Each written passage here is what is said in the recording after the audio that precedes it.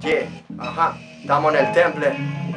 Yeah, Temple Record 2016 o Gran Rangel, Bombo Club, con mis bases para cantar hip hop. Y las líneas de mi vida me dan toda inspiración. Plasmar en mi cuaderno, hacer un mundo mejor. Relajado, pues yo sin preocupación, sabiendo que el mejor rap se escucha en mi nación, que es lo que es menor. Mi flow se expande como el dengue, y tú haciendo reggaetón, bachata, merengue, dengue. Ya dime si entiendes, que esto pica y se extiende. Se graba en tu psiqui dejando intermitente. Como me decía mi madre, yo no nací amorochao. Mejor siempre solo que mal acompañado. Así cojo pelado, con el objetivo activo pa' que no salga de fa y no te hagan out. No la lleves tan acelerado. En la vida todo parte de un porqué y un para qué, de razonamientos lógicos para entender muy bien, aceptar, saber que si en manos de Dios estamos, corremos el riesgo de ser manoseados por Lucifer. Así que cuido mis actos, observo para hacer el bien, porque una cosa es amar a tu prójimo y yo estrecharle la mano al que te la quiere morder, oh man, hey.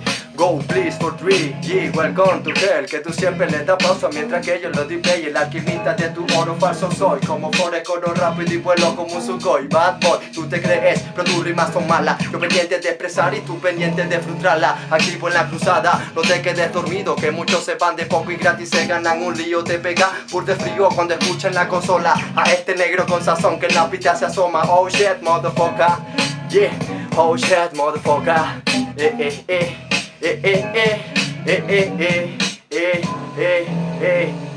No me hizo falta un coro para destrozar este beat, así como lo hace el perico en tu nariz. Materia gris con la que escribo y hago reproducir sistemáticamente una parálisis. No me hizo falta un coro para destrozar este beat, así como lo hace el perico en tu nariz. Materia gris con la que escribo y hago reproducir sistemáticamente una parálisis. Yeah, bájale ahí, yeah, lo puedo hacer así, ya que poseo el intelecto para darme cuenta que con un phone puedo ser concreto. Honesto soy porque hay que ser sensato. Si comiste te agradezco que tú fregues el plato. Para los trufos y derrotas, un vino terracota. Disfruta del detalle porque la vida es corta. Yeah.